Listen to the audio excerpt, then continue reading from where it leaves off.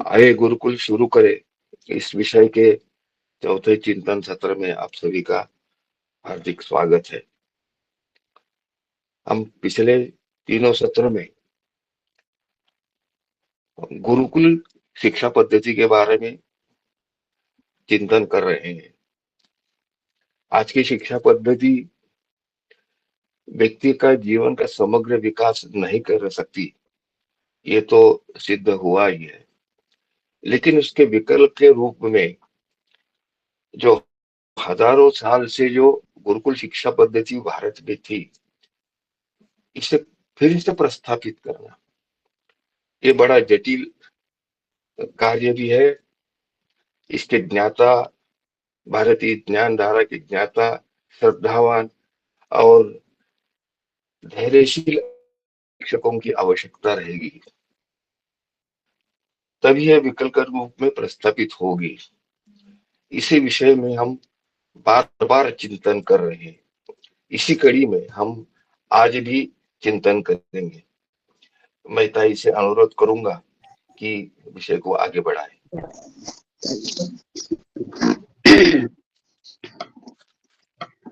गुरुकुल विषयक चिंतन सत्र में जुड़े सभी सुधी श्रोताजनों को सप्रेम सादर नमस्कार। गत सत्र में हमने देखा था कि गुरुकुल शुरू करना है तो वह गुरु ने ही करना चाहिए। गुरु को ही हमने शिक्षक संज्ञा दी थी, क्योंकि वह आज सर्वपरिचित है। शिक्षक कहते ही सर्वसामान्य विद्यालयों का ही हमें ध्यान आता है। गुरु कहने से बहुत अलग प्रकार का विचार हमारे मन में जन्मता है, इसलिए हम शिक्षक संज्ञा का प्रयोग कर रहे हैं। तो हमने ये देखा था कि शिक्षक के मन में आना चाहिए कि मुझे पढ़ाना है, मुझे विद्यालय शुरू करना है, मुझे गुरुकुल शुरू करना है।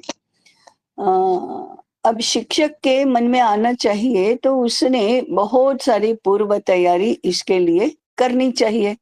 ये पूर्व तैयारी है ज्ञानात्मक पूर्व तैयारी, माने मुझे क्या पढ़ाना है, कौन से विषय होंगे, कौन से क्रियाकलाप होंगे, कौन से उस शिक्षा के आयाम होंगे। जो कक्षा की शिक्षा होती है, जो वर्षों तक चलती है, उस शिक्षा का जो ज्ञानात्मक पक्ष है वह भारतीय होना चाहिए। तभी तो गुरुकुल शुरू करने का कोई स्वारस्य है। नहीं तो आज सर्वत्र जो दी जाती है उसी शिक्षा के लिए विद्यालय शुरू करना है तो उसे गुरुकुल संज्ञा तो नहीं दी जाएगी।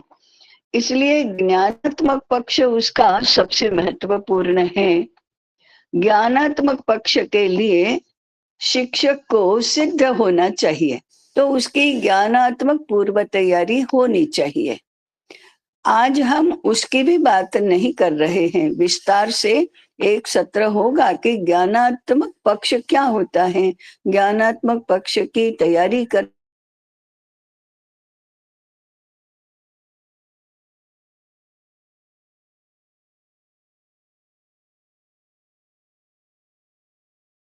ज्ञानात्मक पक्ष तो बहुत अधिक अध्ययन करने से होगा, ये तो एक बात है।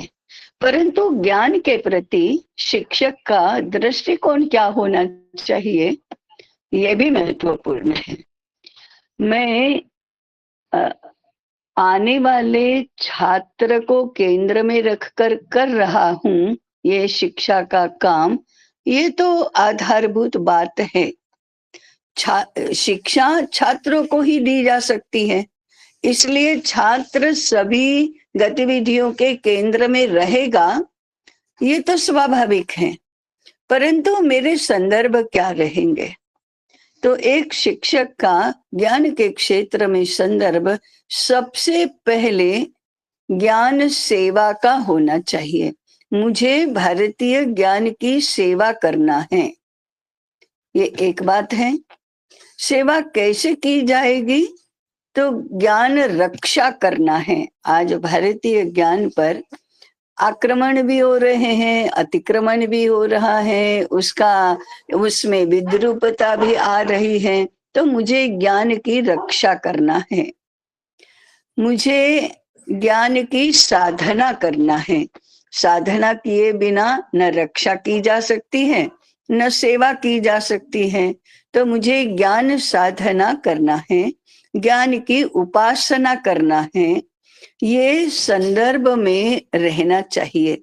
मैं केवल छात्र के लिए नहीं पढ़ा रहा हूँ, नहीं गुरुकुल शुरू कर रहा हूँ। मैं ज्ञान सेवा, ज्ञान रक्षा, ज्ञान साधना, ज्ञान उपासना के लिए कर रहा हूँ। इसके माध्यम से मैं राष्ट्र की सेवा कर रहा हूँ।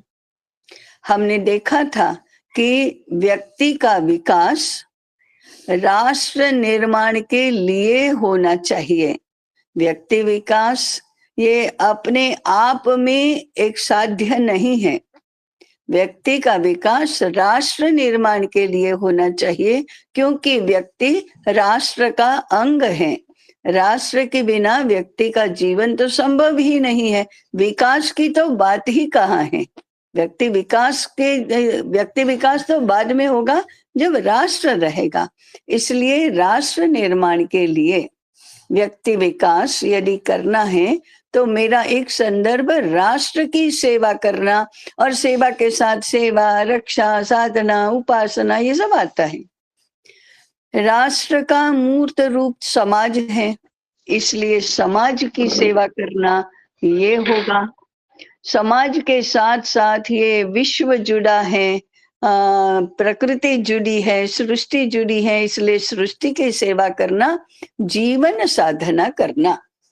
भारतीय दृष्टि से जीवन जैसे व्यवस्थित हुआ है, उस जीवन की पुनर्व्यवस्था के लिए, पुनः स्थापना के लिए मैं गुरुकुल शुरू करने जा रहा हूँ। ऐसा स्पष्ट विचार शिक्षक के मन में होना चाहिए। ऐसा जब रहेगा तब गुरुकुल में होने वाला अध्ययन अपना सही अर्थ प्राप्त करेगा। तो पहला मुद्दा है कि मुझे गुरुकुल क्यों शुरू करना है। तो ज्ञान की, राष्ट्र की, समाज की, सृष्टि की और पर्याय से परमात्मा की सेवा के लिए गुरुकुल शुरू करना है। ये पहला मुद्दा हुआ। अगर ये नहीं है और केवल मुझे छात्रों को पढ़ाना है, मेरे छात्र का विकास करना है, तो इससे चल तो जाएगा, दिखेगा, विद्यालय चल रहा है वो दिखेगा, कुछ अच्छा हो रहा है ये भी दिखेगा, परंतु वो मिसप्लेस्ड, वो स्थान, उसका स्थान सही नहीं होगा, उसका प्लेसमेंट सही नहीं होगा। इसलिए इस पहले मुद्दे को हमने ध्यान में रखना चाहिए। दूसरा, मुझे गुरुकुल शुरू करना है तो शिक्षा पूर्ण होने तक की मेरी योजना होनी चाहिए। समझो गुरुकुल में बालक 7 वर्ष पूर्ण करके, 8 वर्ष पूर्ण करके प्रवेश प्राप्त करता है। तो प्राचीन समय की भी और आज का मनोविज्ञान लागू करके देखे तो भी 12 वर्ष की शिक्षा तो कम से कम होनी ही चाहिए। अधिक भी हो सकती है, देश काल परिस्थिति के अनुसार 15 वर्ष की भी हो सकती है, परंतु 12-15 वर्ष की शिक्षा की योजना अगर मन में है, अगर यह उद्देश्य है, तभी गुरुकुल शुरू करना चाहिए। ये मुद्दा बहुत महत्वपूर्ण है। 12 वर्ष में क्या होगा, छात्र 20 वर्ष का होगा। 15 वर्ष में क्या होगा, छात्र 23 वर्ष का होगा। अब 23 वर्ष की आयु में, 25 वर्ष की आयु में ब्रह्मचर्याश्रम पूर्ण होता है। मैं ब्रह्मचर्याश्रम पूर्ण होने के 2 वर्ष 5 वर्ष कम की बात कर रही हूँ, परंतु हमने ब्रह्मचर्याश्रम मानना है। तो ब्रह्मचर्याश्रम पूर्ण होता है तब तक की शिक्षा योजना की दृष्टि से ही गुरुकुल शुरू करना चाहिए। ब्रह्मचर्याश्रम पूर्ण होगा तो दो बातें होंगी फिर आगे। एक, गृहस्थाश्रम शुरू होगा।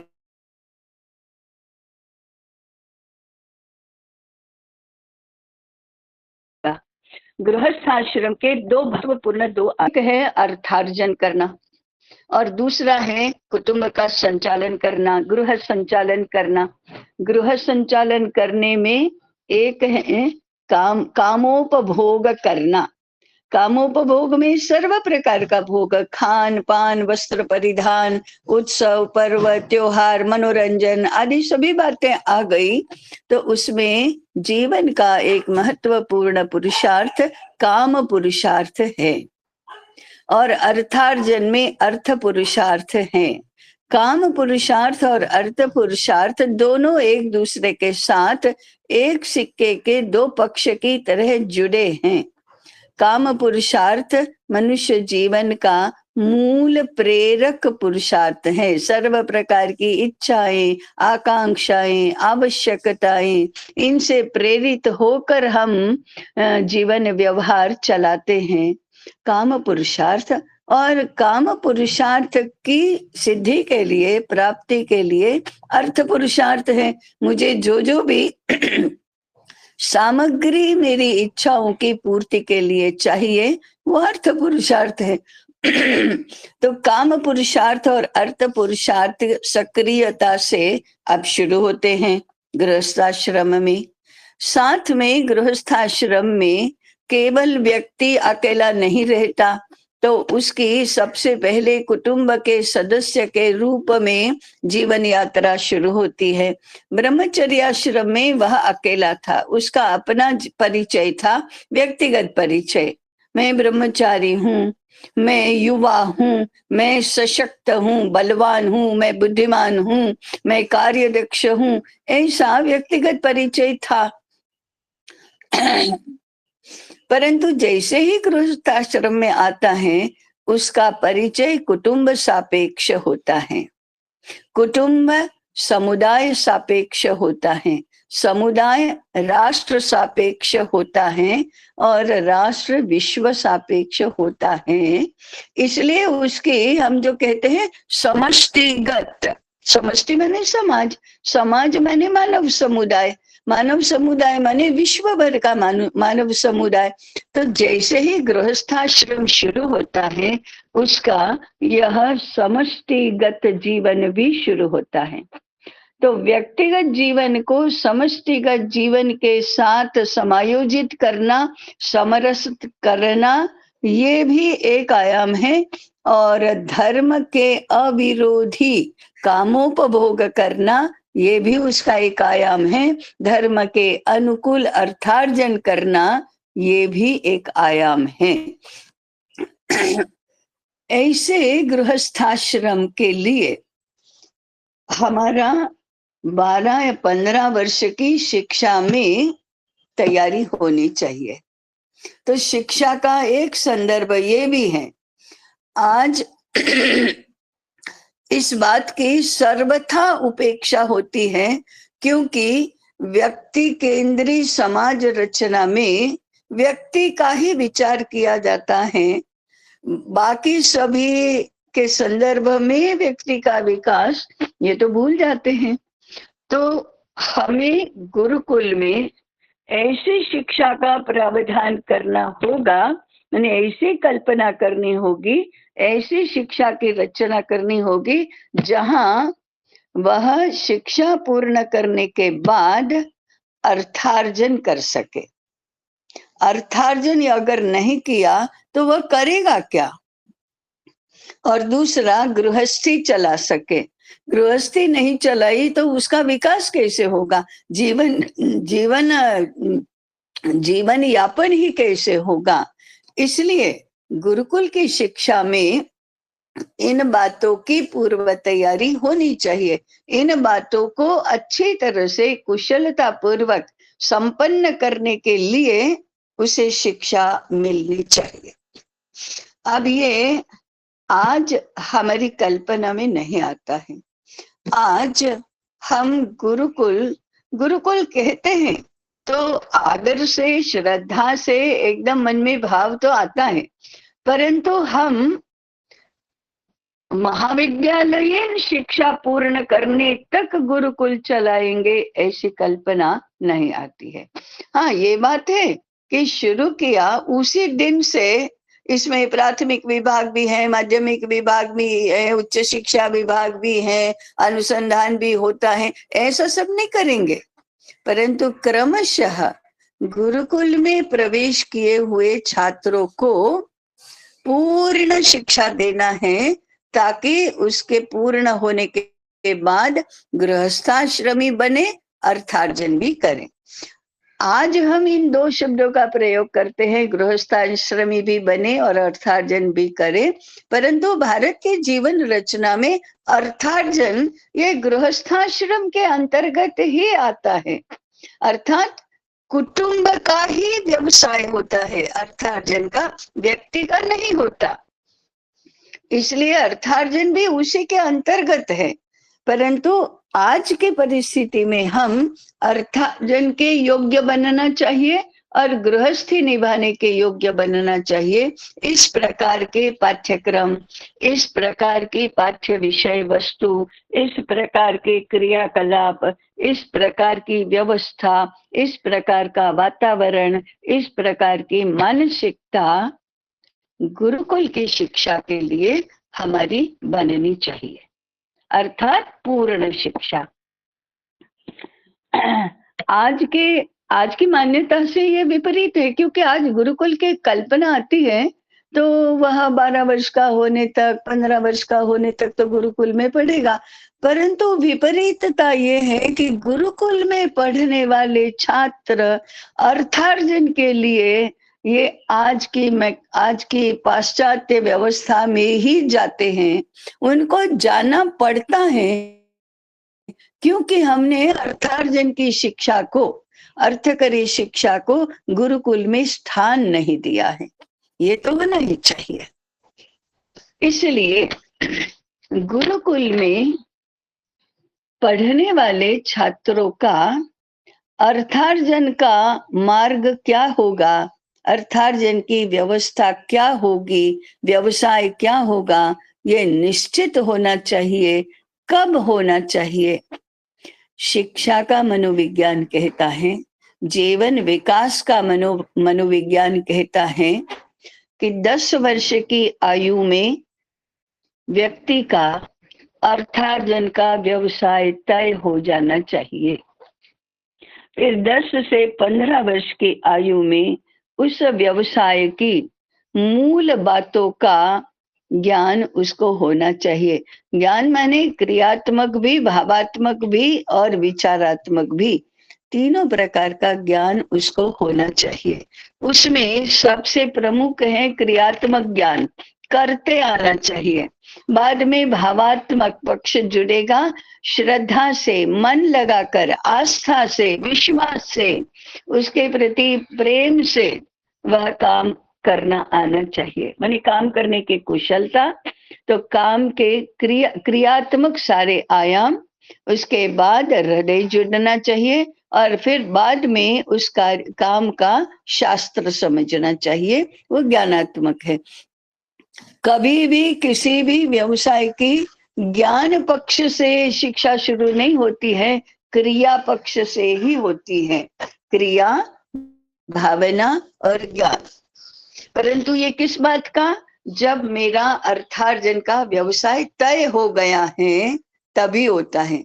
आज 20 वर्ष की आयु तक, 25 वर्ष की आयु तक क्या करेंगे अर्थार्जन के लिए, मेरी तो लाइन ये है, परंतु उस लाइन के अनुरूप तो मुझे नौकरी नहीं मिल रही है, व्यवसाय के अवसर ही नहीं मिल रहे हैं। ऐसी अनिश्चितता 20 वर्ष की आयु तक, 25 वर्ष की आयु तक हो, ये तो नहीं होना चाहिए। ये व्यक्ति का विकास कहाँ हुआ फिर? तो जीवन का मनोविज्ञान कहता है 15 वर्ष की आयु तक उसको उस व्यवसाय के मूल तत्व अवगत हो जाने चाहिए। 15 से 20 वर्ष की आयु में उसे वह व्यवसाय अच्छी तरह से करना आना चाहिए, वह सिद्धहस्त हो जाना चाहिए, दक्ष हो जाना चाहिए, और 20 वर्ष की आयु में उसका व्यवसाय शुरू ही हो जाना चाहिए, और 25 वर्ष की आयु तक वह अच्छी तरह से सेटल हो जाए तो फिर विवाह करना चाहिए। अब ऐसा किया तो मनुष्य जीवन की पहली जो आवश्यकता है सुख, समृद्धि, समृद्धि से मिलने वाला सुख, ये तो अपने आप हो जाएगा। और इसको सिक्योर किए बिना संस्कृति का पक्ष, धर्म का पक्ष, ज्ञान का पक्ष संभव ही नहीं होता, वह भी स्थिर नहीं होता। समृद्धि के बिना संस्कृति की रक्षा नहीं हो सकती, संस्कृति का व्यवहार नहीं किया जाता।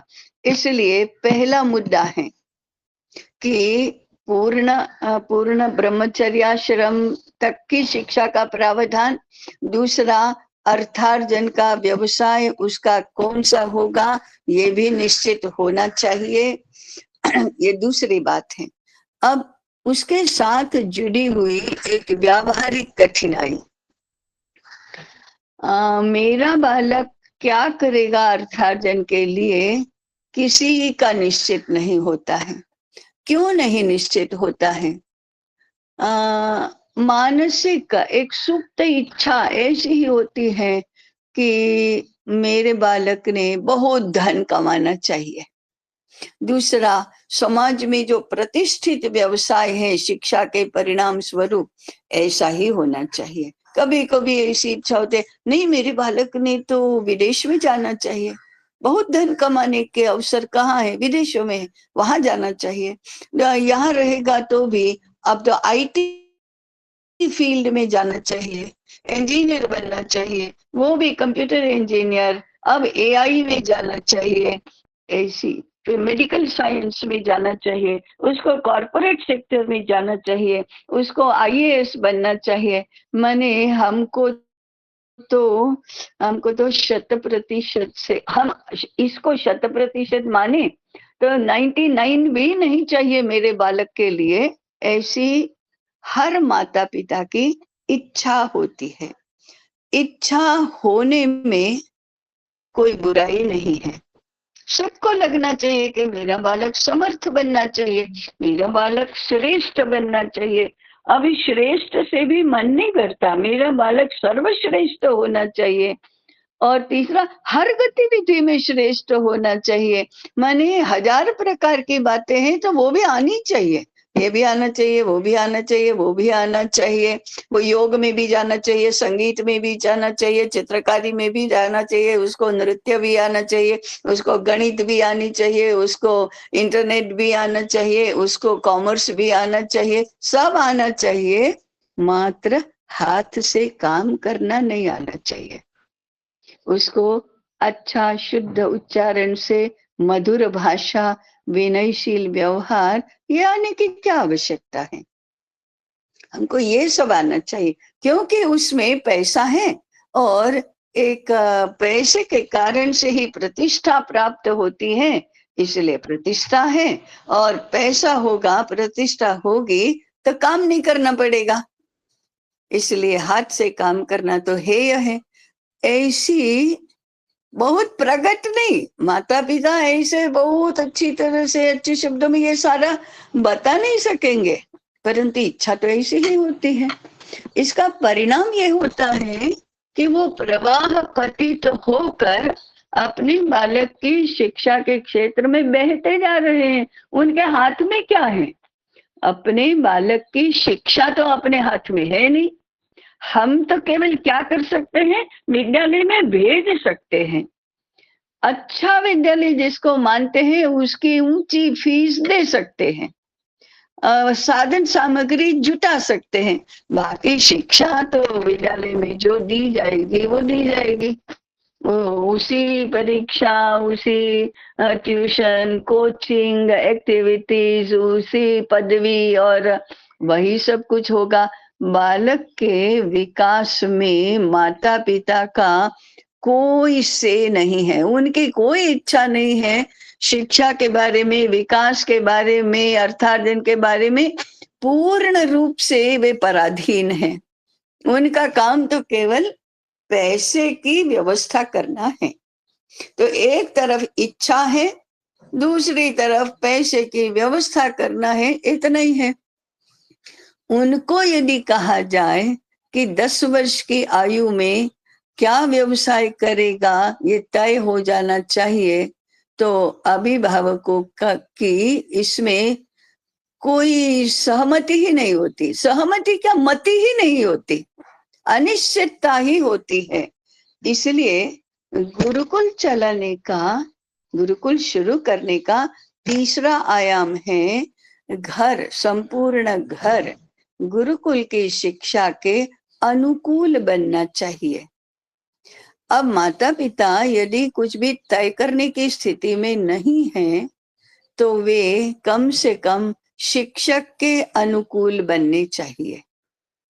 शिक्षक ने तो पहले ही तय किया हुआ है कि मुझे ज्ञान सेवा करना है, ज्ञान रक्षा करना है, राष्ट्र सेवा करना है, समाज सेवा करना है, राष्ट्र निर्माण के लिए अनुकूल व्यक्ति का निर्माण करना है, वही उसका व्यक्ति विकास होगा। ये तय है, नहीं हो सकता, क्योंकि फिर गुरुकुल में तो अनेक छात्र पढ़ेंगे और इतने अधिक घर होंगे, इतने अधिक माता पिता होंगे, वो भिन्न भिन्न भिन्न अनेक प्रकार के व्यवसाय करते होंगे, अनेक प्रकार का उनका सामाजिक स्टेटस होगा। तो इतने सारे लोगों को समझाते रहना, उनके साथ वाद विवाद करते रहना, ये करते रहना, उसमें शिक्षक का तो सारा समय, शक्ति सब चला जाएगा। तो पहले, प्रवेश के पहले ही घर अनुकूल है कि नहीं, माता पिता अनुकूल है कि नहीं, बालक के विकास में, क्योंकि जो छात्र हैं वो गुरुकुल का तो छात्र है, शिक्षक का तो छात्र है, परंतु माता पिता की संतान है। तो दोनों का ही समन्वय नहीं होगा तब तक छात्र की शिक्षा, माता पिता के संतानों की शिक्षा, दो पहियों की गाड़ी में दो पहिए यदि एक दूसरे के साथ अनुकूल नहीं तो नहीं हो सकता है। व्यवधान आएंगे बीच में, बहुत अधिक व्यवधान आएंगे।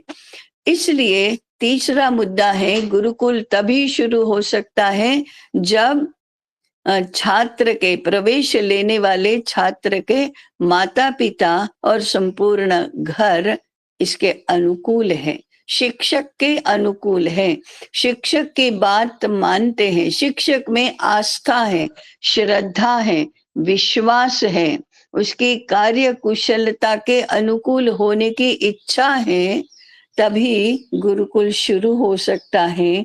यदि परिवारों को, माता पिताओं को समझाने की, उनके साथ संवाद करने की क्षमता नहीं है और उसको लेकर अपने मन में अपने के लिए, अपने प्रति विश्वास नहीं है, आत्मविश्वास नहीं है, तो फिर बहुत जल्दी गुरुकुल भटक जाएगा।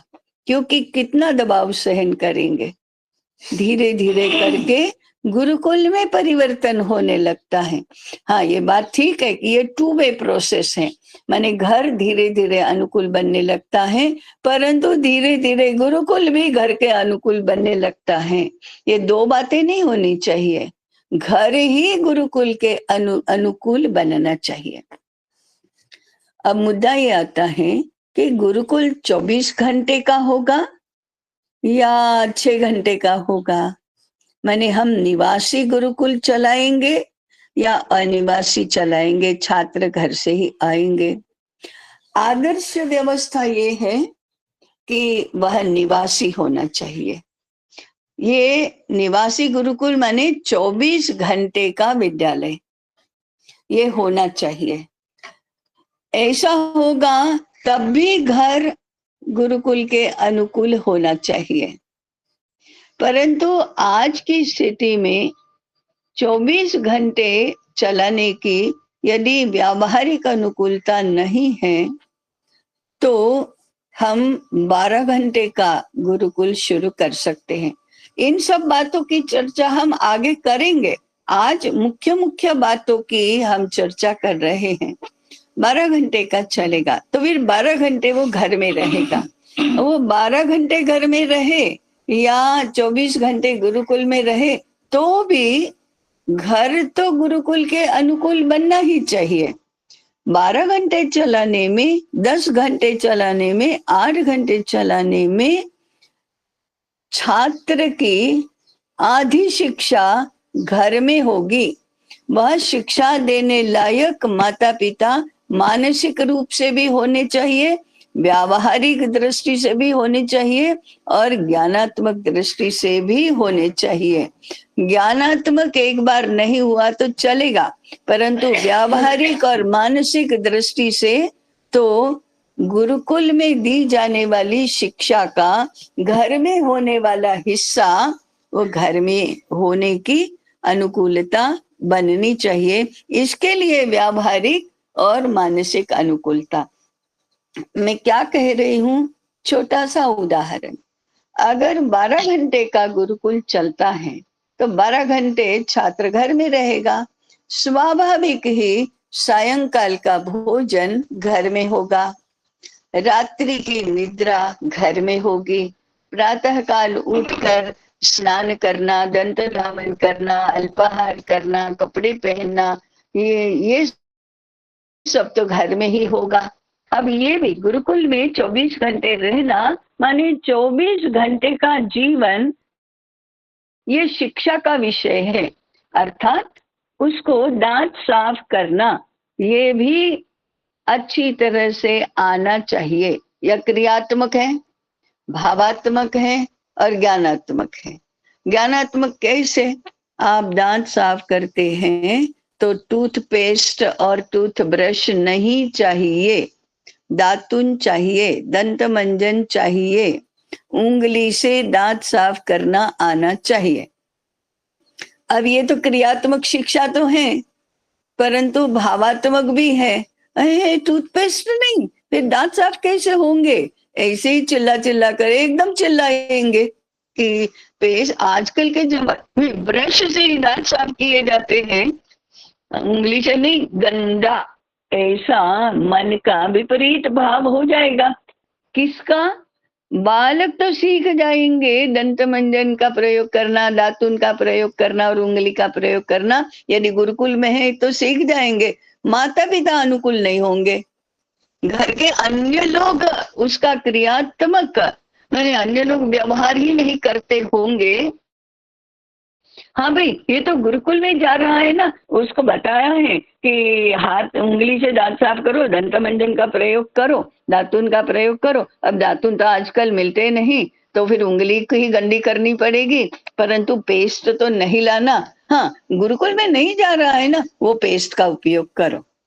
ये तो नहीं हो सकता। तो घर अनुकूल बनेगा, क्रियात्मक दृष्टि। ये तो मैंने बहुत छोटी सी बात की भोजन के बारे में। कब भोजन करना, कैसे करना, कितना करना, क्यों सात्विक आहार लेना। अब घर की माता को सात्विक भोजन बनाना भी तो आना चाहिए। और ऐसे कैसे? ये गुरुकुल में जा रहा है इसलिए हम सब अपना छोड़ दें, ये तो बड़ा प्रश्न होगा माता पिता के लिए। रात्रि में देर से नहीं सोना कैसे संभव बनाएंगे? प्रातः काल जल्दी उठना। गुरुकुल में पढ़ने वाले छात्र ने तो ब्रह्म मुहूर्त में उठना, बाकी सभी ने अपने अपने हिसाब से उठना। ये तो नहीं हो सकता, तो घर को ही बदलना पड़ेगा। इसे तो अच्छा है कि गुरुकुल में ही 24 घंटे के गुरुकुल में ही अपना बालक पढ़े, तो हम तो आराम से रहेंगे। अब हम तो आराम से रहेंगे, इतनी स्वतंत्रता और सुविधा मिल गई, तो फिर क्या होता है पता है? वो 24 घंटे के आवासीय गुरुकुल में रहता है, वहां तो सात्विक भोजन है, टीवी नहीं देखना है या काम करना है, सारे स्वच्छता के काम करना है, अपने अपने स्वयं के कपड़े धोना है, ये सब करना है। जब छुट्टी होती है तो घर जाता है। 7 दिन की छुट्टी होती है तो 7 दिन होटल में जाना। अरे वहां तो उसको कैसे खाने को नहीं मिलता, चलो हम खाएंगे। नहीं नहीं, तुम जल्दी मत उठो, गुरुकुल में तो उठना ही है ना, तो तुम आज तो 8 बजे तक सो, आराम से सो, कोई घर का काम करने की जरूरत नहीं, मैं हूं ना काम करने के लिए, यहाँ तो कम से कम मत करो, गुरुकुल में तो करना ही है। ये क्या है? ये तो बालक की मानसिकता भी खराब करना, गुरुकुल के कार्य में भी इतनी बाधा आएगी, और घर के लोग तो जैसे हैं वैसे ही हैं, गुरुकुल से कोई प्रेरणा उनको नहीं मिली है, तो ये क्या होगा? ये तो अनवस्था है, भावात्मक रूप से गुरुकुल की शिक्षा से जुड़े ही नहीं है। इसलिए ये घर का प्रश्न है, वो बहुत ही क्रुशियल प्रश्न है, और इसका खामियाजा गुरुकुल की शिक्षा को भुगतना ही पड़ता है। चौथा मुद्दा, अगर ऐसा सारा है तो गुरुकुल के छात्रों की संख्या बहुत अधिक हो ही नहीं सकती, वो कम छात्र हैं तभी हो सकता है। तो शिक्षक को इन सारी बातों का विचार करना है। अब ये तो हुआ वातावरण सेट करना, संदर्भ सेट करना। अब शिक्षा क्या होगी, शिक्षा के विषय क्या होंगे? शिक्षा की बात जब हम करते हैं तब हमें पुस्तकों के बिना और कालांश के बिना और शिक्षक के सामने बैठे बिना शिक्षा होती है ऐसा मन में ही नहीं आता। तो हमें ऐसे विचार करना चाहिए कि बालक का सर्वांगीण विकास करना है तो क्या करना होगा? तो सबसे पहले उसका माने शारीरिक, प्राणिक, मानसिक, बौद्धिक, चैतसिक, आत्मिक, ऐसा ही हम सब कहेंगे। ये टर्म्स अभी तो सारी दुनिया में फैल गए हैं, पंचकोशात्मक विकास सब जगह कहते हैं, अर्थघटन मात्र अपनी अपनी पद्धति से कर लेते हैं। तो उसके बारे में भी बहुत अनवस्था, अराजक है, फिर भी हम मानेंगे कि गुरुकुल में पंचकोशात्मक विकास का सही स्वरूप पता है शिक्षक को, क्योंकि उसकी ज्ञानात्मक पूर्व तैयारी हुई है। तो अब उसको शारीरिक विकास उसका होना चाहिए, ऐसी सीधी सादी बात भी हम लें तो शारीरिक विकास माने स्वस्थ शरीर, बलवान शरीर, कुशल इंद्रिया, तितिक्षा, लचीलापन, ये सब तो होना चाहिए। तो इसके लिए आहार, निद्रा, संपूर्ण दिनचर्या, व्यायाम, वस्त्र परिधान, खेल आदि सारी और काम माने जीवन यापन के विविध प्रकार के जो काम हैं हमारे हमारे जीवन के साथ, व्यक्तिगत जीवन के साथ संबंधित ऐसे सारे काम हैं, माने कपड़े धोना, भोजन बनाना और बिस्तर हमारा ठीक करना, स्वच्छता करना, ये सारे शारीरिक विकास के साथ संबंधित ऐसे काम हैं। तो ये भी आना, इन सब की चिंता करना, और काम करने में यदि कुशल नहीं हुआ शरीर तो नहीं चलता। खेल तो है और व्यायाम भी है, परंतु चलना, उठना, बैठना, सोना, ये सारी स्थितियां भी ठीक होनी चाहिए। तो खेल को, व्यायाम को दिनचर्या में पर्याप्त स्थान तो होना ही चाहिए, लेकिन ये सब कैसे करना ये भी सीखना चाहिए। ऐसे दैनंदिन जीवन व्यवहार के सारे काम कुशलता पूर्वक करना ये भी आना चाहिए, और दिनचर्या व्यवस्थित करना ये भी पाठ्यक्रम का हिस्सा होना चाहिए। कभी कभी मानसिकता ये होती है कि हाँ भाई वहां रहता है तो काम तो करना ही पड़ेगा, नहीं रहता है इसलिए नहीं, बहुत पैसा है माता पिता के पास तो ये सारा करने के लिए नौकर चाकर होंगे, पर पैसा नहीं है इसलिए गुरुकुल में नौकर चाकर नहीं है और छात्रों को करना पड़ता है, ये माइंड सेट तो बिल्कुल ही अनुचित है। उसको कुशल बनना है, उसको विकास करना है, इसलिए ये सारे काम उसको आने चाहिए, इस माइंड सेट से करना चाहिए। प्राणिक विकास, उसका प्राण बलवान होने चाहिए, तो शुरुआत करो श्वसन प्रक्रिया ठीक होने से। और अभी छोटी आयु में प्राणायाम नहीं, परंतु आगे प्राणायाम चाहिए।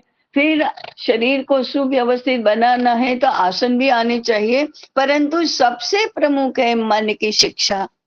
मन की शिक्षा माने मन को संतुलित बनाओ, मन को सकारात्मक भावों से भरो, तो उसके सेवा भावना विकसित होनी चाहिए, विनयशीलता होनी चाहिए, आज्ञा पालन होना चाहिए, अनुशासन होना चाहिए, व्यवस्थित रहना सीखना चाहिए, शुश्रूषा करनी चाहिए, उसका संयम होना चाहिए, इंद्रियों का संयम होना चाहिए, कठोर परिश्रम करना चाहिए। ये सारा मन की शिक्षा के लिए अत्यंत आवश्यक है। सत्संग और स्वाध्याय करना चाहिए, जप करना चाहिए, पूजा करना चाहिए, भक्ति स्तोत्र गाना आना चाहिए। ये सारे मन की शिक्षा के विविध आयाम है। अब इसके लिए समय चाहिए। इसको भी इसको भी क्रियात्मक, भावात्मक, ज्ञानात्मक पक्ष होना चाहिए। और उसके बाद होता है बुद्धि विकास। आजकल बुद्धि विकास, मन की शिक्षा तो आज बहुत ही कठिन बात बन गई है, परंतु बुद्धि विकास तो ऐसा लगता है इससे भी अधिक कठिन बात बन गई है, क्योंकि इतने उपकरण हैं कि बुद्धि को कोई चालना ही नहीं मिलती है। रटना, तोता रटन होना, यांत्रिक पद्धति से विषय सीखना, इतिहास का विषय भी यांत्रिक पद्धति से, और समाज शास्त्र भी यांत्रिक पद्धति से, सारा ऑब्जेक्ट बन गया है, पदार्थ बन गए हैं सारे विषय भी। तो बुद्धि विकास के लिए जो विभिन्न गतिविधियां हैं वो भी करना चाहिए। तो शारीरिक, प्राणिक, मानसिक, बौद्धिक, फिर समष्टिगत, सृष्टिगत, ऐसे सारे विकास की संकल्पना के अनुकूल गुरुकुल की शिक्षा बननी चाहिए। और उसके भी 3 पक्ष होने चाहिए, क्रियात्मक, भावात्मक, ज्ञानात्मक। और उसमें क्रियात्मक के लिए सबसे अधिक समय, भावात्मक के लिए 2 नंबर, ज्ञानात्मक के लिए 3रा नंबर। तो यदि 24 घंटे का अनुपात हम लें और उसमें निद्रा, भोजन आदि का जो समय यदि हम निकाल दें, समझो 12-14 घंटे की शिक्षा है, तो 12 घंटे में 7 घंटे क्रियात्मक होना, फिर 5 बचे ना, 3 घंटे भावात्मक, 2 घंटे केवल ज्ञानात्मक शिक्षा होगी। ये प्रारंभ में, वह 15 वर्ष का होने तक क्रियात्मक, भावात्मक ये पक्ष अधिक रहेंगे। उसके बाद ज्ञानात्मक पक्ष में समय विभाजन की वृद्धि होगी, क्रियात्मक तो कभी भी रुकेगा नहीं। अब ऐसा समायोजन करना है तो एक तरफ तो शिक्षक में बहुत अधिक सक्षमता, तैयारी, ये सब तो चाहिए, आस्था चाहिए, विश्वास चाहिए, अडग रहने की, प्रतिरोध करने की शक्ति तो चाहिए ही, परंतु घर भी अनुकूल चाहिए ही चाहिए, समाज अनुकूल चाहिए। समाज को धीरे धीरे अनुकूल बनाना, घर को अनुकूल बनाना, ये निरंतर चलने वाली प्रक्रिया है। इस प्रकार से जब वो 20 वर्ष का होता है तो सब आत्मनिर्भर बनकर गृहस्थी भी चला सकता है, और गृहस्थी का एक महत्वपूर्ण हिस्सा ऐसा अर्थार्जन भी कर सकता है। ये 2 संदर्भ नहीं है तो गुरुकुल चलाना राष्ट्रीय शिक्षा की दृष्टि से बिल्कुल उपयोगी नहीं होगा। इसलिए ये बातें हमको ध्यान में रखनी चाहिए। ये बात ठीक है कि गुरुकुल शुरू करना, चलाना और पार उतारना ये सरल बात नहीं है, नहीं है सरल बात, ठीक है ना? तो सरल बात ही करना चाहिए, ऐसा भी तो कोई नियम नहीं है। हाँ, हम तो एंटरटेनमेंट के लिए तो गुरुकुल शुरू नहीं करना है, मन को तुष्ट करने के लिए तो नहीं करना है।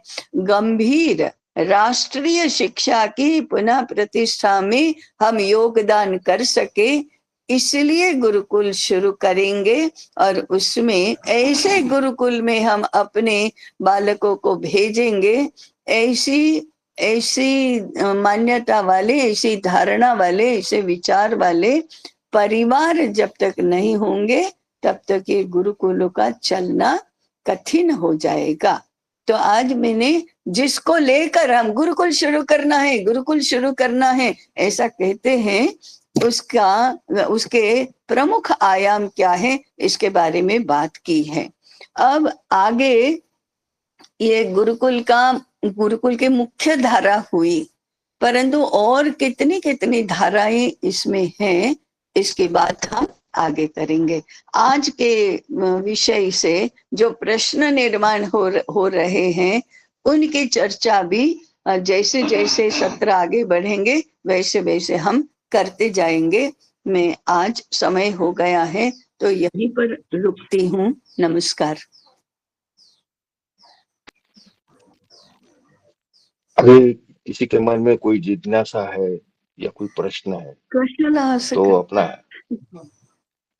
तो नमस्ते प्रश्न भाई। एक एक हाथ हैंड रेज किसने किया अभी? हाँ, मैंने किया जी, श्रीनिवास सर। अच्छा श्रीनिवास, ठीक। नमस्ते ताई। अन्ना नमस्कार। हाँ, तो ये बहुत अच्छा था आपका जो आज का सत्र। मुझे एक जी ये जो आवासीय गुरुकुल में ये जो आपने कहा, एक क्रियात्मक, भावात्मक और हाँ ज्ञानात्मक का जो हाँ रेशियो हाँ है वो बहुत हाँ अच्छा, जहाँ हमने आनंद वन में अनुभव कर रहे हैं हम। हाँ पर ये जब जी हमारा हाँ ये सिटी में, नगर में होता है, इसके हाँ हाँ लिए जो 8-10 घंटे मिलते हैं और उसमें हम हाँ। थोड़ा भावात्मक तो कर सकते हैं, ज्ञानात्मक, क्रियात्मक तो इतना कैसे कर सकते हैं? मैं नहीं, थोड़ा उसका हाँ आपका बिल्कुल मार्गदर्शन ठीक करें। है। हाँ हाँ मैंने कहा ना कि घर साथ में जुड़ना ही चाहिए।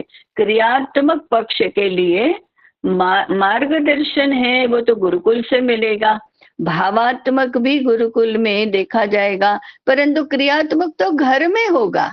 इसलिए घर अनुकूल बनना चाहिए, ये मुख्य प्रतिपादन रहा कि घर अनुकूल नहीं है तब तक हमारे हाथ बंधे रहते हैं, पैर खींचे रहते हैं।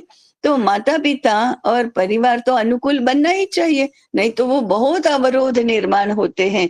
हम कहेंगे स्वदेशी का प्रयोग करो, प्लास्टिक बिल्कुल प्रयोग मत करो, और घर में प्लास्टिक ही प्लास्टिक है। और घर में बालक को उलाहना सुनना पड़ता है, हो जाओ तुम अपने गुरुकुल में ये सब करो, घर में नहीं।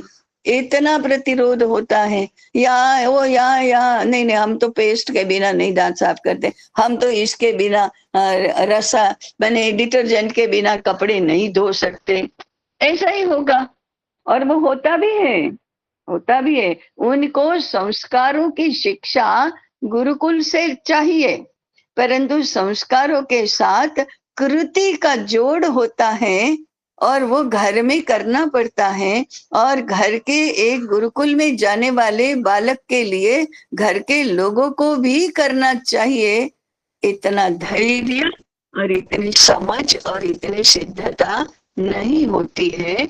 हाँ, पैसे खर्च करने की सिद्धता ही होती है, कुछ करने की, स्वयं करने की या स्वयं अनुकूल बनने के लिए, परिवर्तित होने की इच्छा भी नहीं होती, सिद्धता भी नहीं होती, क्षमता भी नहीं होती। इसलिए आपकी बात सही है। मैं तो 24 घंटे के गुरुकुल में ये सब होता है वो केवल बालक के लिए होता है, उसके घर के लिए नहीं। इसका तो उदाहरण दिया कि घर जाता है तो सब विपरीत है। जी धन्यवाद लता ताई। जी आपने, लता हाँ जी आप ताई, पूछना चाहें? ताई नमस्ते।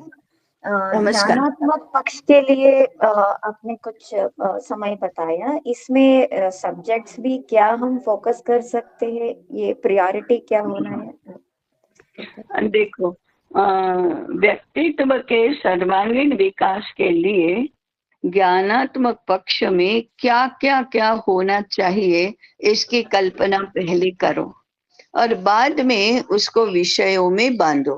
पहले विषय तय करना और बाद में उसको विकास का पक्ष जोड़ना, ये नहीं होता। भी ज्ञानात्मक पक्ष। अब शारीरिक विकास से लिया तो भोजन है, आहार है, तो आहार पहले तो क्रियात्मक है, फिर भावात्मक है, फिर ज्ञानात्मक है। तो आपको आरोग्य शास्त्र ये विषय होगा, आयुर्वेद ये विषय होगा, पाक पाक प्रक्रिया ये विषय होगा, भोजन परोसना ये विषय होगा। क्योंकि आप शारीरिक विकास को आरोग्य के साथ जोड़ रहे हैं। स्वास्थ्य ये पहली आवश्यकता है। स्वास्थ्य माने सुख की कल्पना में भी स्वस्थ शरीर, निरामय शरीर ये पहला लक्षण है। अब इसका कितना अभी व्यतिरेक हो गया है। कौन स्वस्थ शरीर बनी इसलिए जीना चाहता है? उठना बैठना खाना पीना सोना वो स्वस्थ शरीर के अनुकूल थोड़े हैं। तो ये करना है तो ज्ञानात्मक पक्ष में ये सब आएगा। अब वो बालक की आयु देखकर और उसका स्तर देखकर हम तय करेंगे, परंतु विषय तो यही बनेंगे। फिर व्यायाम बनेगा, फिर काम बनेगा। कुशलता के लिए तो काम करना चाहिए, तो ये सारे विषय बनेंगे। अच्छा स्मिता जी। नमस्ते ताई। स्मिता जी नमस्कार। मैं श्रीनिवासन का प्रश्न इंग्लिश में बात करूं? हाँ करिए करिए। हाँ, करिए। श्रीनिवासन's क्वेश्चन, क्रियात्मक दृष्टि का शिक्षा needed to be done, most of it needed to be done at home, right? So only भोजन का शिक्षा, भोजन परोसना बनाना वो सब हम शाला में कर सकते हैं। तो मेरा प्रश्न यह है कि समय, शिक्षा का समय वो थोड़ा कम हो सकता है क्या? क्योंकि क्रियात्मक शिक्षा स्कूल में नहीं होगा, शाला में नहीं होगा, तो वो मेरा प्रश्न है। हाँ, देखो, माता पिताओं की अनुकूलता ये बनानी पड़ेगी। इसके लिए मैं आज ये विषय छेड़ा नहीं, अगले सत्र में होगा। माता पिता की शिक्षा की व्यवस्था नहीं करेंगे तब तक छात्रों की शिक्षा गुरुकुल में होना संभव नहीं है। तो गुरुकुल का एक आयाम होगा माता पिता की शिक्षा, तब जाकर इन प्रश्नों का कोई हल निकलेगा। हाँ जी, तो ये तो अगले सत्र में हम इसका विचार। हाँ, duration of the school has to be, वो ऐसा है कि जैसे जैसे माता पिता की शिक्षा के लिए या क्रियात्मक शिक्षा घर में हो, इसके लिए जैसे जैसे अधिक समय की आवश्यकता होगी वैसे वैसे गुरुकुल का समय अपने आप कम होता जाएगा। पहले समय कम करो और फिर घर में क्रियात्मक शिक्षा हो, ऐसा नहीं होगा। समय कम करने से गुरुकुल में भी नहीं होगा, घर में भी नहीं होगा।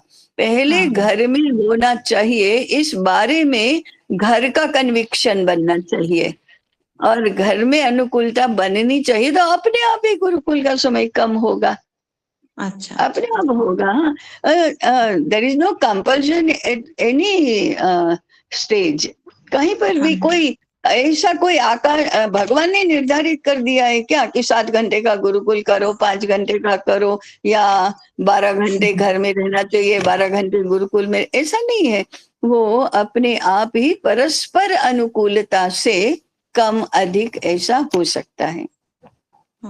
थैंक यू, धन्यवाद जी जी। शैलजा जी, शैलजा जी आपने हाथ रेज किया। ताई सुप्रभातम। सुप्रभातम शैलजा ताई। शैलजा ताई बोल रही हूँ।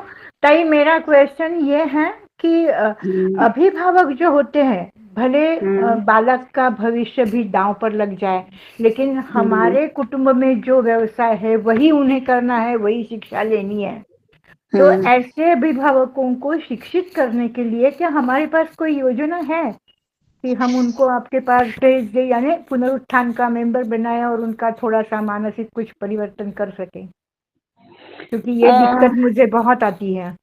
हाँ, लेकिन माने अभिभावकों की शिक्षा ये तो पुनरुत्थान विद्यापीठ में बहुत महत्वपूर्ण ऐसा विषय है। उसके लिए साहित्य भी है, उसके लिए कुछ कार्यक्रम भी है, कार्य योजना भी है, लेकिन आपके अभिभावकों को आपको ही संभालना पड़ेगा, क्योंकि वो आउटसोर्स, जैसे अपने बच्चे के संस्कार को आउटसोर्स नहीं किया जा सकता, ऐसे गुरुकुल भी इसको अभिभावकों की शिक्षा को आउटसोर्स नहीं कर सकते। हाँ, आपको पुनरुत्थान सहायता बहुत कर सकता है, परंतु ओन तो आपको ही करना पड़ेगा, आपके अभिभावक, आपकी जिम्मेदारी। अच्छा, ठीक है, जी जी, समझ में आया। हम धन्यवाद। सहायता अवश्य करेंगे। जी जी, मैं संपर्क में रहूंगी फिर। जैसी समस्या वैसा संपर्क रहेगा मेरा। नमस्ते ताई, नमस्ते। नमस्कार, नमस्कार। अभी समय है, नियति ताई ने याद पेश किया था, नियति ताई पूछ सकती है। अच्छा, शालिनी जी भी? हाँ जी। अच्छा ठीक है, पहले शालिनी जी को पूछने, नियति ताई अब हम बात। शालिनी जी पूछिए। ताई जी प्रणाम। नमस्कार। जैसे कि हाँ, नमस्कार ताई जी। जैसे गुरुकुल शुरू करें, इसके बारे में आपने बहुत कुछ बता दिया चिंतन सत्र में, इससे पूर्व में भी। मेरा एक प्रश्न है, जैसे हमने 6 से 12 वर्ष का अगर गुरुकुल शुरू करते हैं, तो इसमें आयु वार वो पुस्तकों का होगा, या जैसे अंकुर पल्लव तीर्थ मेघा वो वाली पुस्तकें इसमें लगाई जाएंगी, या इसके अलावा कोई सिलेबस? वो तो हो जाएंगी, लेकिन 12 वर्ष के बाद वो क्या करेगा? हाँ। तो आज के प्रतिपादन में ये तो था कि वह गृहस्थ बने तब तक की योजना अगर आपको नहीं करनी है और आप उसकी जिम्मेदारी नहीं लेना चाहते हैं, तो 6 से 12 वर्ष के लिए बेचारे को क्यों अलग प्रकार की शिक्षा दे रहे हैं? बाद में तो वो इसी में जाना है उसको। अच्छा, मतलब जब हम शुरुआत करें तो गृहस्थ जीवन तक का उसका पूरा उत्तरदायित्व लें।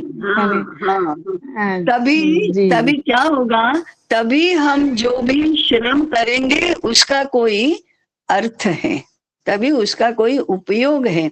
नहीं तो देखो, अभिभावक भी 12 वर्ष की आयु तक भेजने के लिए तैयार हो जाएंगे, क्योंकि उनको श्लोक सीखना है, संस्कार सीखना है, घर के बड़ों की बात नहीं मानता है तो उसको मानना सिखाना है, विनयशीलता, शिष्टाचार, ये सब सिखाना है, कुछ गीता के श्लोक कंठस्थ करने हैं, कुछ स्तोत्र गाना सिखाना है, कुछ धर्म की बातें बताना है।